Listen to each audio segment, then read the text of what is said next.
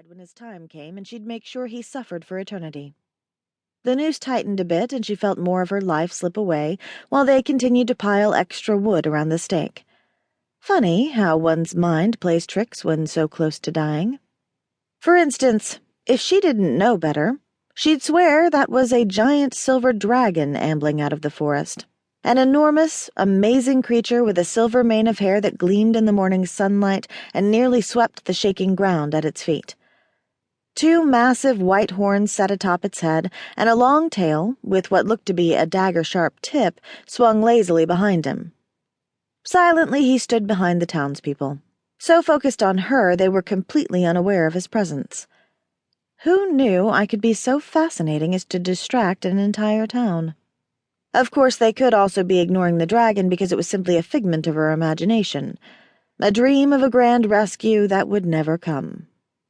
Her fantasy dragon leaned forward and nudged Julius the baker with the tip of his snout. Julius glanced behind him, nodded, and turned back to her. Then he froze where he stood, just before he pissed himself.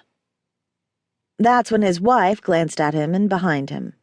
She screamed, grabbed her son, who had been seconds away from throwing a rather large rock at Talaith, and ran.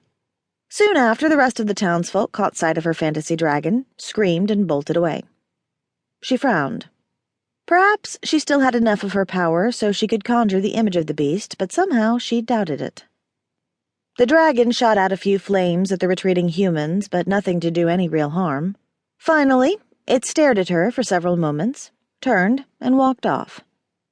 Unbelievable. Even my rescue fantasies are disasters. But as she wondered if her afterlife would be as pathetic as her current life, the dragon's tail whipped out. The tip cut through the rope that hung her from the tree, and she dropped. Expecting her ass to hit the unforgiving ground at any moment, she tensed in surprise as the tail wrapped itself around her body and held her. Now that the noose was not so tight, her senses slowly came back to her. That's when she realized a tail really did have her. A tail attached to an enormous dragon casually walking through the forest. She tried to move out of its grasp, but the tail pinned her arms, with her still bound wrists against her body. And her noose, still tight enough, she couldn't call for help. Of course, who would she call? Her husband? Probably not. Lord Hamish, ruler of these lands. If she had the strength, she would have laughed at that. No, it looked as if she was going to be the breakfast of a monster. As the dragon made it into a clearing and suddenly took to the air, with her still wrapped up in its tail, Talaith had only one thought. Typical. Briec the Mighty, second oldest in the house of Gwalk-Mayab-Gwyar, second in line to the throne of the White Dragon Queen, shield hero of the Dragon Wars, Lord Defender of the Dragon Queen's throne, and, as far as he was concerned, the only sane one of his kin, headed to a nice quiet spot. Someplace by water would be nice.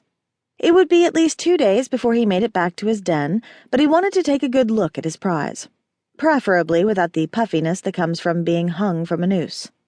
True, his sister awaited the information he had about Lord Hamish, which wasn't much, but when he decided to stay in the village, he'd passed the minute bit of information on to one of the Garvanile soldiers waiting outside Madrone lands. As it was, Briec couldn't believe he'd run an errand. For his brother's bitch, no less. She'd actually sent him to find out if Hamish was preparing to make a move on Garvanile.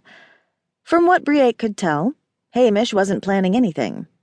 Still, he was Briec the Mighty, sent to do this menial task. Really, he should have killed the woman when he had the chance.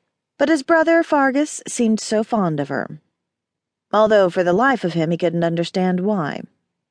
Scarred and insane, that one, and Briec would rather spend his long years with a nest of vipers. Yet he'd never seen his brother so, well, happy. The crazy cow made him smile. Cranky, unfriendly, kill you as soon as look at you, Fargus the Destroyer, smiling. It confused Briec. Briec himself wasn't unhappy, but he wasn't that happy either.